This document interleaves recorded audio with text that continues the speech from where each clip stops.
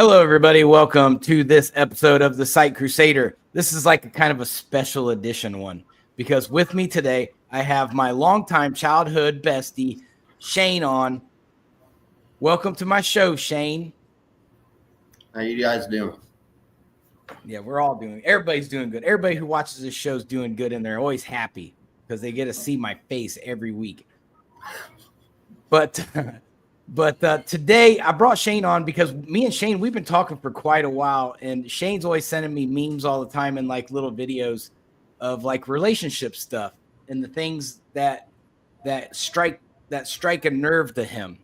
And so I've been reading them and watching them, and I'm like, you know what? Let's just do a show. Let's just get on here and talk about it because I feel the same way that he does. You know, we're on pretty much the same page. So I thought, you know what, if there's some women out there that we can kind of help out and kind of maybe help understand like what we kind of how we think about relationships and what we want out of the relationship, instead of trying to guesstimate and recreate how we do things. So that's what we're going to do today. If you like the show, like, subscribe, and ding the bell, like always. But don't ding it too hard because it's really loud. So today, let's talk about Shane's perspective. I'm going to jump in. This is kind of going to be an open forum. It's going to be a little bit different than what I usually do. But I think an open forum is the way to do this because we can just talk like we're old dudes from back home, just sitting around the basketball court and shooting it, you know? Talking about our old ladies. Yep. Pass me a beer. Let's talk about some old ladies.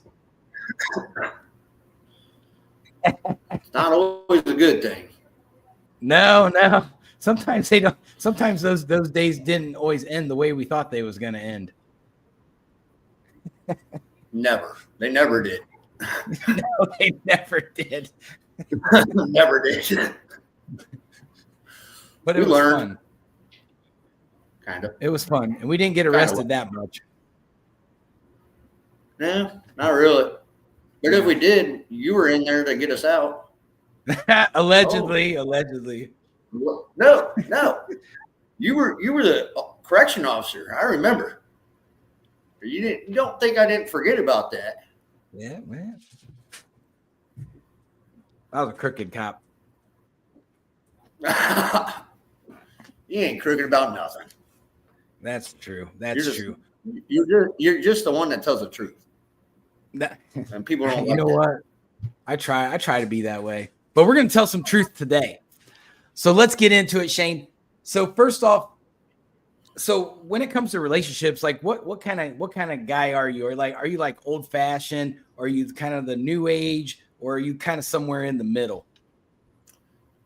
It's kind of hard to say anymore because today's day and age, I mean, there is, what are you going to call old fashioned? What are you going to call in the middle? Like, pretty much it's about your partner. I mean, honestly, it's how your partner is, how your partner was raised, how you were raised. You might have one belief, she might have another, or he, whatever. But it's all about how you guys connect. So there ain't really no standard on old fashioned, like middle, the new age. You just got to connect with your partner. I mean, it's what you guys meet in the middle, and that's what you guys do. I mean, what works. You can't have one set of mind and they have another and think it's going to work. So you guys got to meet in the middle, and that's what it is. Yeah, I used to be like really, really like old school thinking where it was only one way. And then over the years, I've kind of eased up on it a little bit and was like, you know, I can give a little bit here, give a little bit there. And that was basically like my growth through my first marriage. That was just a giant disaster. And then into my second marriage where I wasn't as uptight and like, I just kind of flowed through things. So I don't really like what you said, there's not really like an identity to it. It's just kind of how the relationship goes. And so I agree with you on that. And I think it's a good perspective to kind of say, you know, it's not really a categorization. It's more of a how does this fit with this specific person? So that makes a lot of sense. I'm not saying give up on your beliefs, though. I mean, what Right, you believe right, is what you believe, but right, you gotta mix them. right. I mean, that makes sense too. So your relationship status is you're what? I know what you are, but the audience doesn't. I'm married 7 years. 7 years. 7 years of marriage. So Bro, it's rough. Not all good times. I right. promise you. And you know what? And I remember when that first started, and from the beginning to where you are now, I've seen so much growth. And you know, this ain't the same Shane that I used to remember. A lot of growing happened, and that's a good thing. So you've got this 7-year marriage. Is it? Do you feel like it's gonna make it to the duration? Oh, yeah, it will. I mean, like I said, everybody's gonna have rough times no matter what through every relationship, but it matters how you come together and figure out the problem to fix it. And even if it don't get fixed right away, you guys got to work and support each other, and then eventually you'll come out on top. Main thing is support each other, be there for each other, don't give up on each other. Right. So you just blew my mind because you said you have to work at it. Well, I think that's a key word here. So I have always prided myself that I will never give up on my partner. And you just said the same thing. Just don't give up on each other. That's key. Especially in a marriage. Like a relationship's a little bit different because you have the escape clause. Because you're not bonded and you're not tied legally or spiritually. So, but when you tie that knot and you're married and you have that bond and it's spiritual as well, or it could be depending upon your faith system. I don't want to be political. I don't want to get canceled, but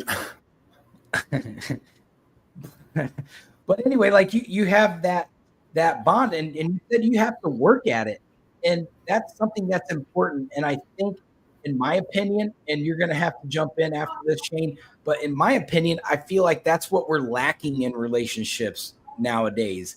Is there's maybe nobody's putting work in, maybe one's putting work in, one's kind of not putting work in.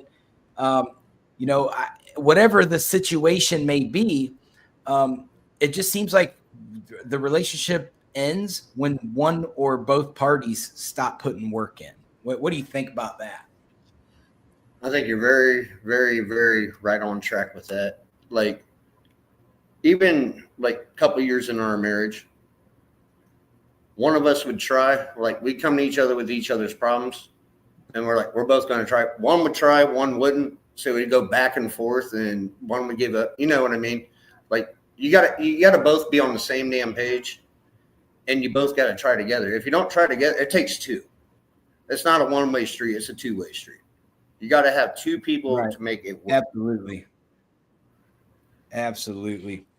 And I mean, so how long did it take for you and your wife? I'm not going to say her name, but how long did it take for you guys to kind of get on that page together where you were both we're still trying. Like, I mean, it's still rough. I mean, because you're on the don't come up. I mean, you always it's everyday life. I mean, that's what the world we live in. I mean, fix one problem, another one might come up. I mean, we're still working through problems even after all this time. Like, we've been together a total 12 and a half years. Yeah, I was going to say it's been a while. Now you just said something that I really wanted to touch on too just now. That you have an obstacle and then you solve it and then another obstacle happens. Now I want a lot of women out there and a lot of men at the same time, because this issue goes both ways. You have to understand that as many times as you watch these Disney movies, your story may not come out with the glass slipper and the pumpkin and the princess castle. You're gonna probably, just like regular Americans, are gonna have to overcome obstacle after obstacle after obstacle. And these things are most likely never going to end. You could probably even go to these billionaire couples and they're going to tell you probably about the same thing. It takes work. Relationships are work. And if you're not willing to put the work in, you're going to have a struggling relationship until you decide, hey, I should probably really put some real work into this. And that doesn't mean wake up, go to work, come home, make dinner, and do the routine of being in a relationship. That's not what I'm talking about. I'm talking about like coming home, communicating, creating like some kind of bond. What's up, Squirrel? I don't know if I can call him Squirrel anymore. He's bigger than me now. But we got every now and then we get some peeps up in the comments, Shane, so that they're gonna get in there and do some talking. Let them do. Well, you know Sean Clutry? Yeah, that's who it is. We used to call him Squirrel when we used to train him in MMA at the gym. But he ain't no squirrel no more.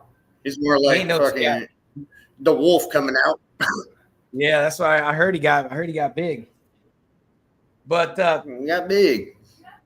So if you had to say you've got one secret in your arsenal in your relationship, Shane, that you know that you can pretty much solve any issue between you and your wife, what is it? Like, for instance, I'll give you an example.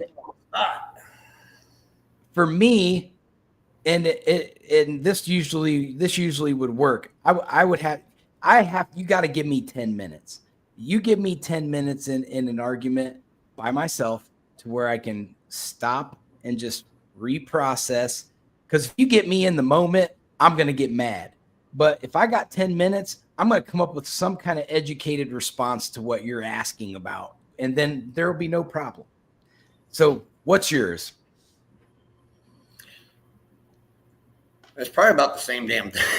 I just need a minute to think. Like, if you're coming at me with some BS, then I can either pop right off with something because I might have a solution off the top of my head, especially if it's my fault. You know what I mean? Right. Like, I know what I do wrong. And if she's coming at me, like, I'm like, yeah, I know I did that wrong. This is what I can do to fix it. But if it's something that I didn't do wrong, then I'm going to need a minute because you don't want me to fire back with why it's like this. Right. But I like your 10-minute thing. I need to try that. But for me, it took me a long time to get to that point to where I would remember to do it, because usually I'm a hothead. So like if I'm ready to argue, like you want to argue, I'll argue with you all day. But now that I'm getting older and I've failed at relationships twice, I'm not trying to do that no more. I'm done. I'm done failing. It's like it's time to win. So my winning is like when I get upset, I'm gonna take that time.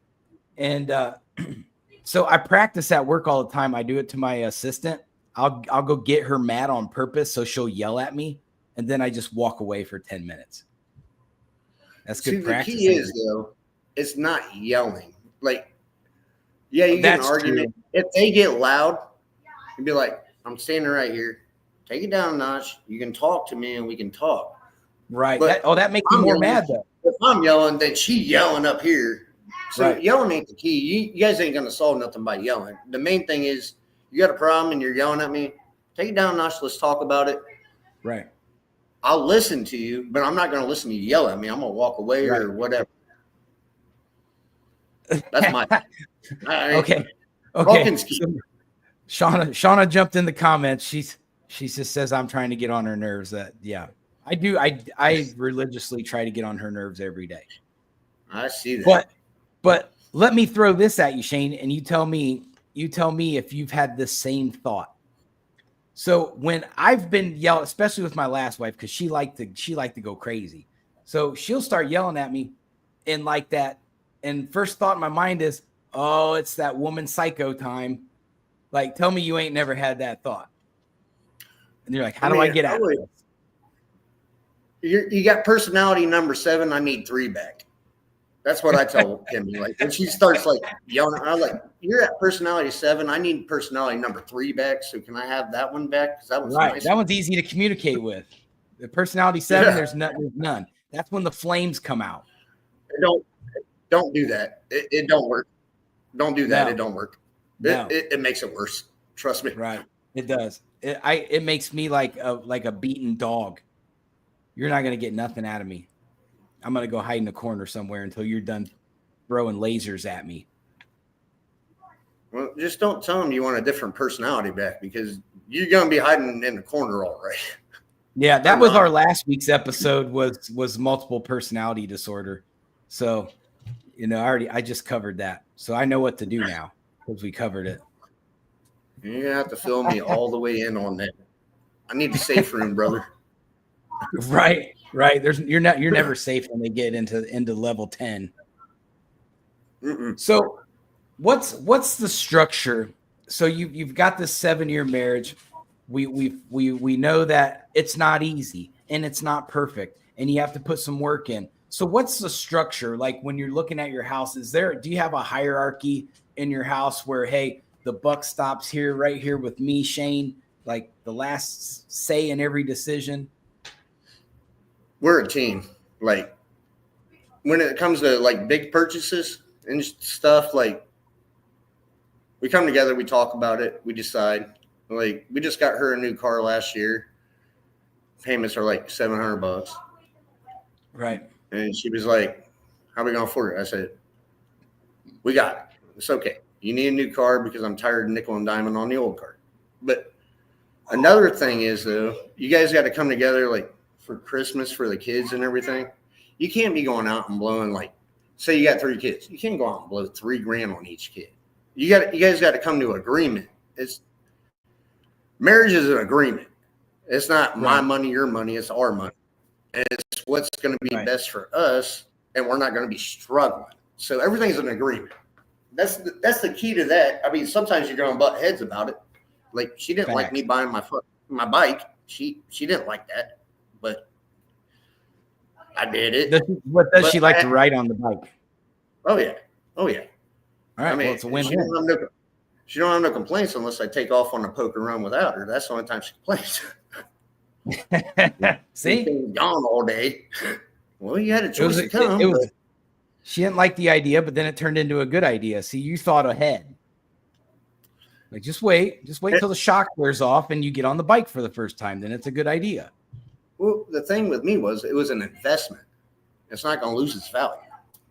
But so either way, it's there. If we come on hard times, right there's $10,000, like minimum. And then think of this: all your buddies have bikes too, and they all have old ladies. So when y'all go out and ride, then all the old ladies get to hang out and have woman time. Exactly. Well, boom. Most of the old ladies they just go with us, or they go with us. Yeah, because it looks way cooler when you got somebody riding on the back. Not always. It depends. Nut to butt, not cool. Yeah. You know what I'm saying? That doesn't work. You don't get any cool points for that.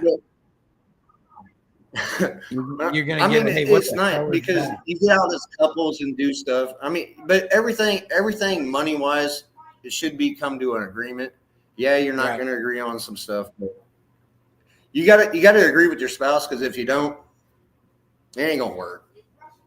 So I'm glad you responded the way you did because that's how in my principles I believe that too. I don't want to make every decision. I don't want to have to. I mean, I will if my partner doesn't know what to do, I'll go ahead and I'll make the decision because I'll carry the burden.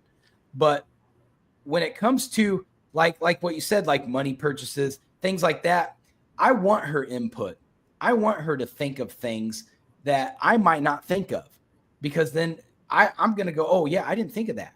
Like it might alter my opinion a little bit. And I might come up with something that she didn't think of. So it might alter her and we can come up with a better educated answer that's going to work out. Or we may come to the agreement like, hey, we should probably scrap that idea for a later date. There's always a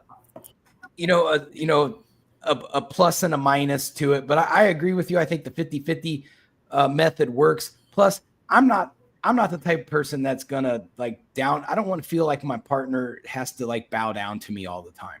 I can't stand that. Never. I want her to be empowered right there beside me, because she's my partner. She's not my subordinate. So, she should be just beside me, not behind me. Right. Right. Yeah. People usually don't want to be behind me anyway, especially after about a half a dozen eggs. That's not going to work.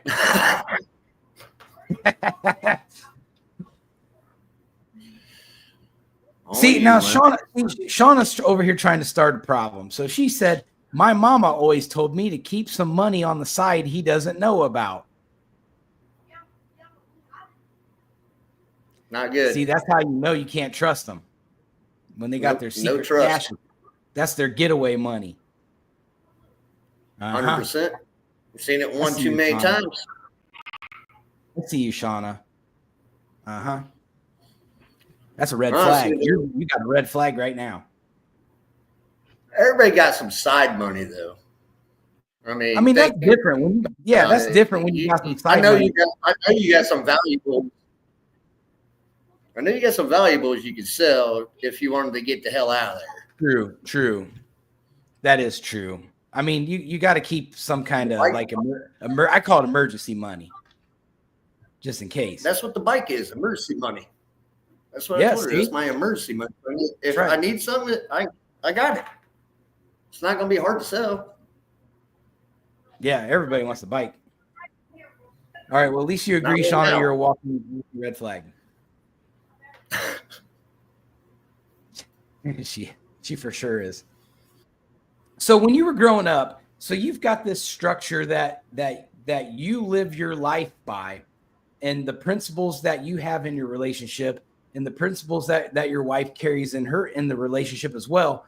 So what was your family structure like growing up? Like I said, I already know the answer to this, but I'm gonna let you explain it to the audience. So how was it your upbringing that could have influenced you to do your relationships the way you do? The one thing, my mom was my dad was always there. Don't get me wrong. But my mom, love, honor, respect. You got to love, honor, and respect people. And you got to cherish that too. Right. I've lost like my grandpas and all that. The thing is, I loved them, respect them, I always spent time with them, but I didn't cherish the time we had or could have had. So you got to cherish that time you got, because like me and my wife, I might not wake up in the morning. She might not wake up in the morning. So when you're sitting here fighting all the time and doing all your nicking back and forth shit, it could be the last time you guys talk to each other or see each other. You walk out of the house in the morning, it could be the last time you see each other. One of you could be in the car, whatever. It's life. Love, cherish, respect, and honor the person you're with, because you never know. It could be the last time you see them when they walk out the door, or when you close your eyes. I mean, that's a good way to look at it, because you don't know. You don't know what can happen. I always tell people the story about Rusty. Boom, done, out of nowhere, and that was a tough one. That was a tough one to get through. It wasn't. I felt like we all got cheated, and he got cheated, but. That's how life works sometimes, and it's precious, and you don't know. So you got to take advantage of the time you do have. So yeah, you're right. All that fighting, that don't mean nothing at the end of the day.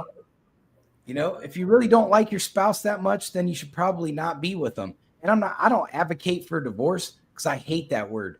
But at the same time, if you're at two ends of the spectrum all the time, and y'all don't really communicate, and you don't really like each other, and you despise looking at each other, it's probably not a good situation for either one of you to be in. And there's a happy life out there somewhere. It's not good for the kids. No, it's definitely not good for the kids. And we're gonna talk about the kids side of things here in a second.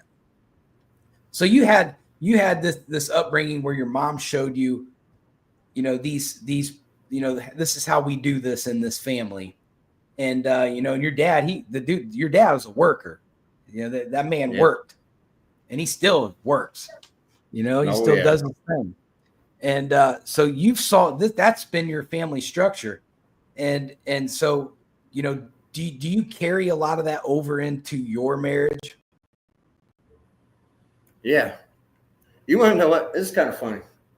My 9-year-old son, like him and my dad are tight, but he relates money to doing chores and work. Like every time we go to my dad's, he always asks my dad, "You got anything for me to do? I want to earn some money." So he relates money to work. He wants to work. So dad's passing that on to him, and it's really awesome because he relates money to work. He don't, hey, can I have $20 for this or whatever? He wants to spend his own money on his own stuff. So that's really cool. Yeah, that's definitely a good grandpa. That's a grandpa lesson right there. Yep. You want some money? Love. Yep. I got that same thing. With my dad, you earned it, and with my Uncle Trav, it was like, hey, you want some money? You go out there and shovel all that horse shit out of them horse stalls. Well, man, we spent our whole summer shoveling horse shit for $5. Like, man, we got ripped off this whole time. But still, when you got that $5, you were happy. $5. You still were happy when you got it. You know what? I didn't complain at that time. $5 was more. That was a lot of money back then. And that shows how old we are when we're saying $5 was a lot of money back then. You could go up to the baseball card shop in Convoy and get you a couple packs of baseball cards for all that. With a couple sticks of gum. Yeah, with some gum and maybe a little ice cream cone from a Tasty Freeze. Fuck yeah. I miss that place. You didn't have to leave. We got to do some old day stuff. I know. I miss you. We get everybody out to the park. We'll play some basketball. Then we'll go up to the Tasty Freeze, get some ice cream. I don't think they got the Tasty Freeze anymore. I don't know. I haven't been to Convoy in like 100 years. I don't hardly ever go over there anymore either, but I think they did away with that. We might just have to go to Rocky Top. All right, that works too. I know that's still there. I saw a Facebook thing about it the other day. They're still there. I don't know how long, but it's still there for now. It's usually packed there in the summertime, so they probably make good money in there. Isn't that Strauss family? I don't know if they sold that out. I think it might be part of the bowling alley, whoever bought that now. I'm not sure. Yeah. I'll do some digging on that and let you know. So Josie's parents don't own it no more? I don't know. They might. I'll have to do some digging on it. For some reason, I was thinking it got sold to whoever bought the bowling alley. Yeah, I don't know. I'll do some digging on it and let you know.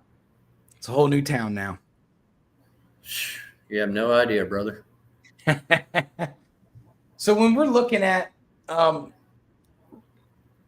responsibilities in your relationship, so what are some things that you feel like that this is what you should be doing in the relationship? Well, typically the man's the provider, protector, all that. Man is always the protector no matter what.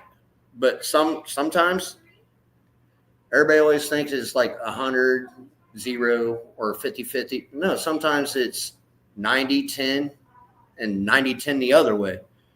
That's when you have your spouse. Like your spouse can be down and out, whether it's your husband or your wife. Either way, that's when you step in, and that's when you become the husband or wife you're supposed to be, because you're backing up your spouse. That's what that is. And in my point of view, you and your wife, you might have kids, but them kids are going to grow up and they're going to leave your ass. So you and your wife are number one to each other, even though everybody always says put your kids first. That shouldn't be the case. You and your wife are going to be stuck with each other when the kids go to college and move out or do whatever they're going to do. So you and your wife are number one because you're the ones that created them kids. You're the one that raised them kids. You're going to be the ones left with each other when them kids leave you. So you guys got to come together. Everybody's going to have good times, bad times. Everybody's going to fall down on their luck. The main thing is you guys got to come together and figure out, okay, well, you're only given 10 this month, so how do I make it up with that 90? You know what I mean? Like, yeah, everything's communication and trying to figure everything out. Together, you can figure more stuff out than you can alone.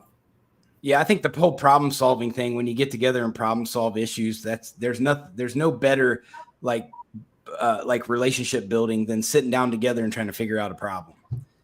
You know, that brings you closer together. And when you do succeed, you're like, yeah, we did it. We did it together. And I think that's a big bonding moment. And I encourage everybody to do that. You know, get together on an equal plane, whether it was 90% their fault or, like you said, 10% their fault, or who, it don't matter at that point. Once you have a problem, now you both got to own it. And so you're going to have to sit down together and figure it out. So I always have had this, I've had this like thing in all my relationships. So for those of you who don't know, I've been married twice for a total of 18 years, and twice failure, never recovered. I'm always going to be a recovering husband. Need to go to rehab.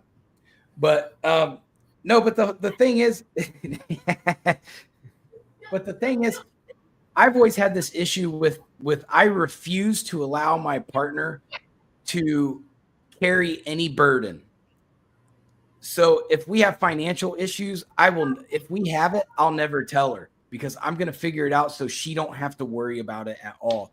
And that's been kind of a downfall for me in a way, because I always do it, but I know that if I had just reached out to my partner, maybe she would have helped or come up with a good solution, instead of me sitting over here festering on it, on how am I going to solve this problem. And then pretty soon my anxiety gets the best of me, and then I start getting testy, and I get distant from everybody, because I got to be over here away from my family so I can figure out this problem so we can. But then it looks like I'm trying to exit the relationship. And so I have to always remember, like, I need to look at this through my partner's eyes and go, well, how does this look to her? And well, it looks like he's distancing himself from the family. Well, in my opinion, I'm doing it because I'm trying to fix things, and I just need a little bit of time to fix it. But I'm not communicating that, or I'm not, I don't have that happy balance to say, hey, I need to do a little bit of time to myself, but I'm still going to interact with the family. I always struggled with that. And that caused me a lot of issues in both of my marriages, and I know that. So that's one of my biggest downfalls, is I tried to carry all the burden so that my partner doesn't have to feel any pressure for nothing. And it always blows up in my face because I don't do it the right way. I should initiate my partner. I want to touch on that a second. I did the same thing, and it blew up my face.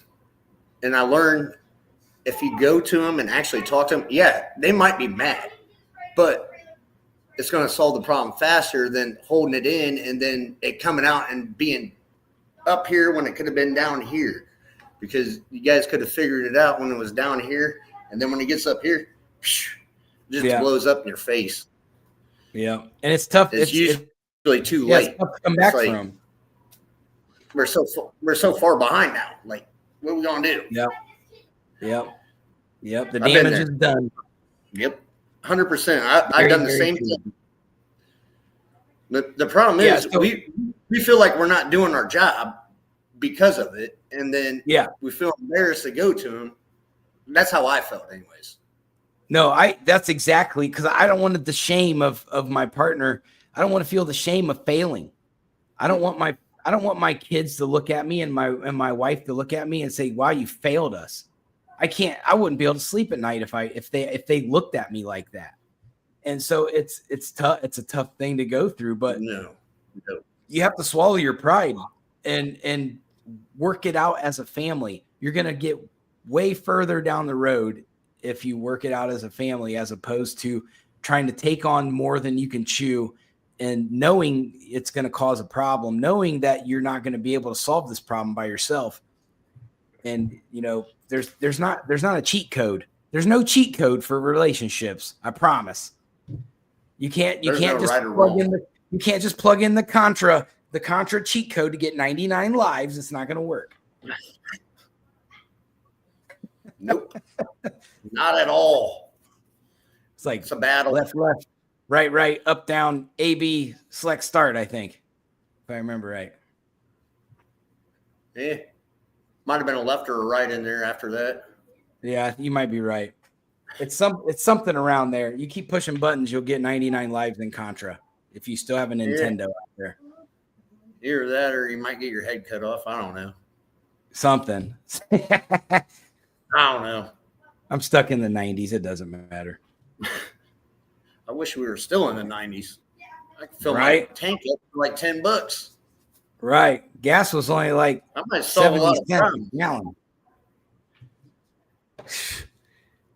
Buy food cheaper. I mean, I don't know. I might solve a lot of problems. I'm just saying. Can we go back to the 90s? The 90s was fun. Yeah, they were. I didn't have any warrants the whole 90s. None. Well, I don't think I did either. I don't know. Yeah. I don't even want to think back that far. It makes me feel old. I remember the pigs at the fair. That was fun. I don't think it was fun. That was legendary. It took the whole fairgrounds like 10 minutes to know exactly the whole story. Well, Shane and somebody else let out some pigs, and you should have seen them cops. You didn't rent a cop. You should have seen them running around out there slipping around. I'm sorry, it was funny. Slipping around because it was raining. They were falling on their ass trying to catch pigs. Pigs trying to catch pigs. I'm sorry, it was funny. I had to. I mean, you could. No offense to any cops out there. Pigs catching pigs. We don't want to disrespect cops, but no disrespect, cops. I love cops. No disrespect, but it still was funny. I'm just saying. I wish I would have been there. I heard it like 10 minutes after it happened. I was like, nuh-uh. Yeah. I didn't like it in the morning when they were beating on the door. Yeah. It wasn't fun. This is good exercise for them. For them, it was funny. I'm sure they had to take a shower afterwards because it was muddier and shit. That was like the greatest fair year ever. Good times. We always had good times back in the day. Can't do that no more. Feel sorry for the kids. Yeah, right. Can't have no fun anymore. We had it made. We were the last group to go through that really was allowed to have fun and do like. Cops are actually cool. Right. Not anymore. No, well, not anymore. They're so cool. Don't get me wrong. They're so cool, but they weren't like they was back in the day. Yeah, they weren't as cool as us. Not even close. Mm. So I want to bring up something, and I'm hoping. I don't know if we're on the same page with this one. So, is there ever a time, and this happens to me all the time, and mainly because the lifestyle that I choose to live, but there's sometimes where I've had to go, look, you just have to I can't tell you everything. I can't tell you everything that's going to happen or everything that I have to do to make things happen. But I just need you to just let me win for our family. I'll go out and I'll figure it out. If I got to work 2 shifts or whatever I need to do, just let me do what I need to do as a husband and as a father to make sure that this family is taken care of. And sometimes I just like what we were talking about, I put too much pressure on myself and it alienates. But at the same time, me as a provider is saying, if I got to work extra shifts or if I got to, go over here and like sell off something or do this or do that, you know how it was back in the day, you do whatever you got to do. And so I struggled with that. And like, as I've gotten older, I've had to like let go of that mentality because for one, I'm too old for that. For two, I have to figure out ways to contribute constructively and productively without having to, take too much time away from the people that I care about because I have to work too much or do this or do that. So I have to be a little bit more structured in my life.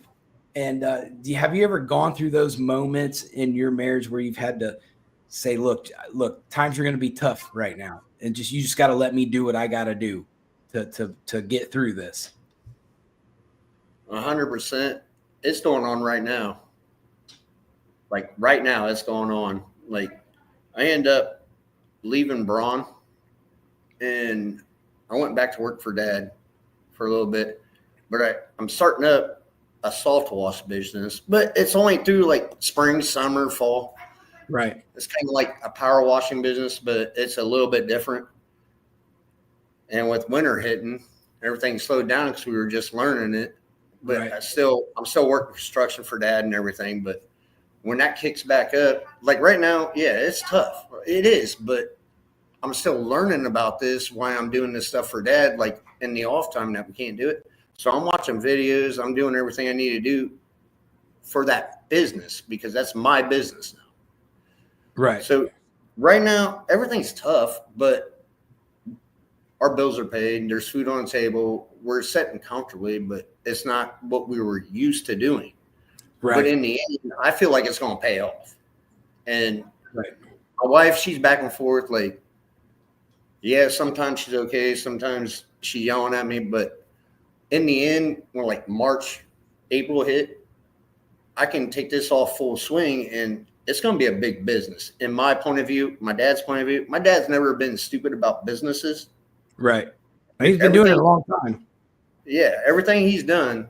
And he turned me on to this and he wants me to do that and gave it to me. So I've been doing all the research and everything. Yeah, it's going to be tough until the weather breaks. I mean, Ohio, you already know how that is. It's a hit and miss. We can have 90 degrees tomorrow and 10 foot of snow the next day. Right. But yeah, right now, we're going through it right now. I'm kind of glad you brought that up because it makes me think about it more. But I'm pushed. I'm drove. Like, if we're not spending time together, I'm watching videos on this just to have it perfection. That way, when I do actually start getting it in, because we already got clients, because I started it last year. So I got plenty of houses. We manage like 68 houses as far as rentals. So I got all them, roof, siding, sidewalks. I mean, I'm guaranteed business. It's just right. I don't want to half-ass the stuff. Right. So I want it to be right. Right. So sometimes for me to create an expectation, sometimes I just need my partner to just understand. I don't need you to do anything for what I'm about to go do. I just need you to understand. I need you to still love me when I get done. I need you to still just realize like it's not always going to be easy all the time. And sometimes I got to, go do things that are going to take me away from the home or keep me working more or whatever it is. It's going to take a toll, but I just need her to understand, like, it's not because I don't care about this house. I don't care about you. I don't care about the kids. It's because I'm not going to make you go out and try to contribute more when I can. And so I just, sometimes you just want a partner that's going to go, look, if you love me, you're going to let me handle this business and let me take care of things real quick. And I know sometimes that can be contradicting because you want to involve your partner, but there's just some situations where you know for a fact that they're maxed out and you're maxed out, but you're going to have to make that sacrifice because for us, how many times have you had to sacrifice your personal happiness for your family? All the time. I mean, especially when money's tight. Right. Like, say money's tight. Like, are you going to only work 8 hours? Or are you going to go fucking put in the 12 hours? Right. To get that extra money that you need. I mean, it's not even about that. That don't make me unhappy. What makes me unhappy is not being able to spend time with my family because I have to do this extra work because of the decisions I made to keep trying to do something better. Right. I mean, it sucks to see that, but in the long run, if you feel like it's going to pay off, as long as you have people that support you and you're not getting kicked to the mud every time and you're working them 12 hours and still getting kicked to the mud, as long as you got somebody that's there and has your back, it's worth it in the long run because there's sunshine at the end. Right. So it's important for you ladies. For you ladies, the biggest thing that I can tell you in these situations is if you're going to get with a guy who's willing to put in the types of work that Shane's talking about, you're going to want to be that ride or die kind of woman because he's going to jump off a cliff for you any day of the week to make sure that you're taken care of. And so sometimes we just need your patience. Sometimes we just need you to hug us after a 16-hour workday or whatever the situation. And we don't need you to do much for us. And, you know, just let us know that you appreciate, you know, the hard work. And that goes a million miles for a grown man sometimes. And just to be appreciated that one time. Yeah. And so raising kids. So when you guys are in your relationship, how does it work in the raising kids hierarchy? Do you guys play good cop, bad cop? Do you guys work together, or do you pretty much handle all the kids' business, or she handles all the kids' business? I'm always the bad guy.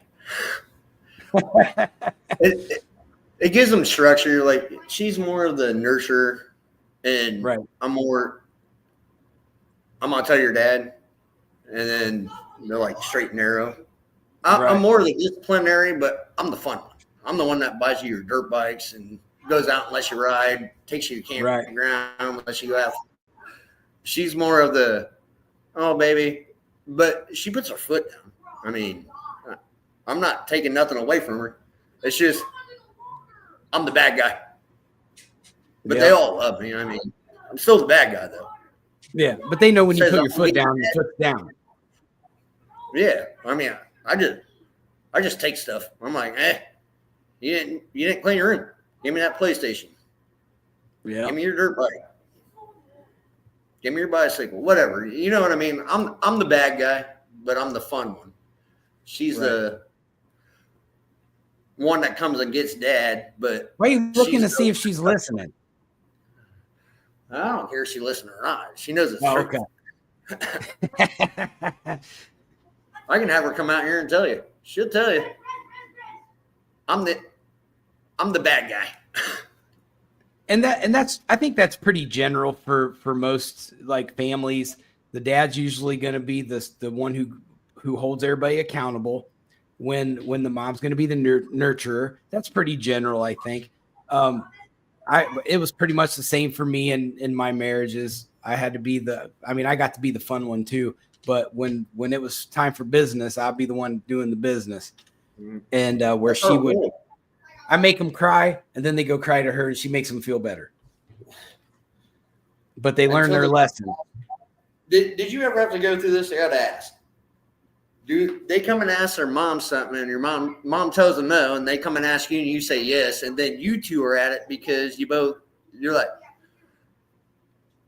or do you go back and forth? Like, oh nope, go ask your mom. She told me to come ask you, and right. Well, the good thing is we have phones, and so we get to fact check them. So if she's not here, then I'm like, hey, did you say that old Jimmy can do this? Because he said to come ask me, and I don't think it's a good idea. But if you say it's a good idea, then whatever, you win. But so it's not a good idea. It's not a good idea. Right. So I usually gotta hear it from her mouth because I know I was a kid. We were kids once. Did we ever tell our parents the truth about nothing? No, I didn't. I don't know. I snuck out a few times and you picked me up. I mean, I never told him to pick me up though. That may or may not have been truthful.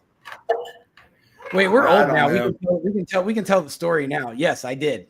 I snuck you out of the house many times. It's not like we're gonna get our butt beat. Yeah, no one's gonna ground me. I forget We we're had like some good times. we're like 40 now.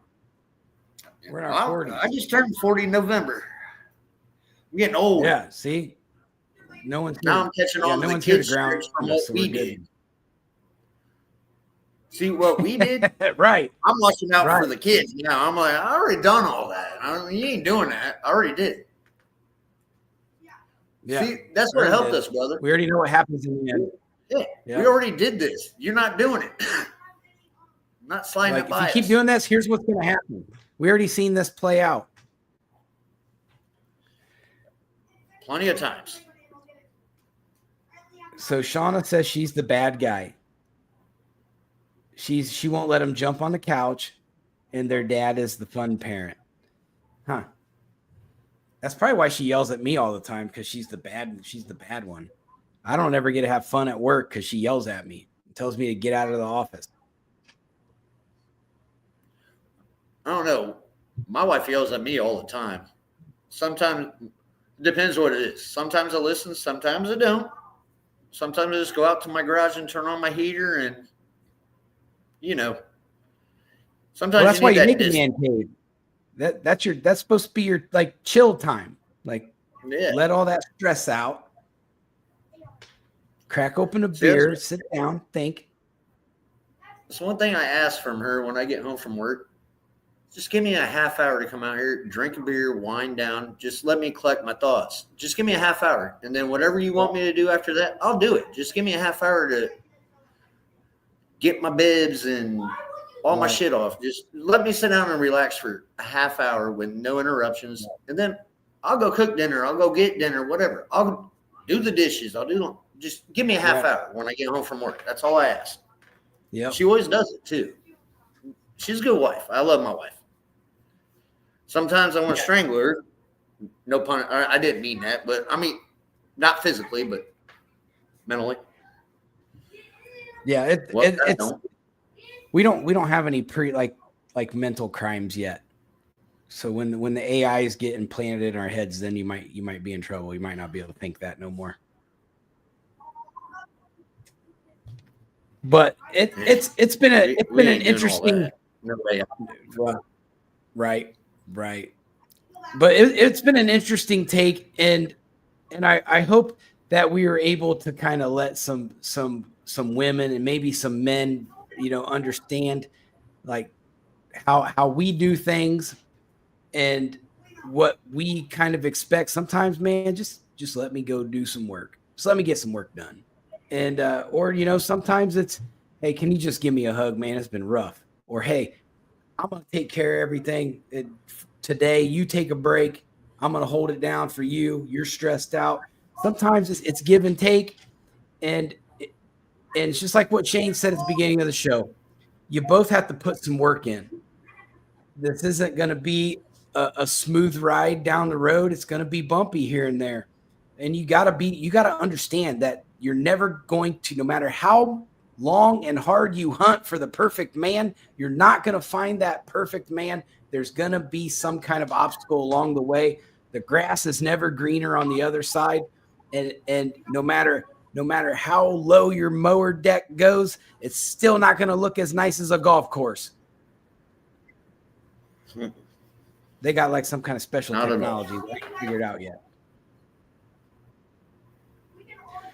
But that is going to be our show for the day. We'll get there one day. We'll get there one day.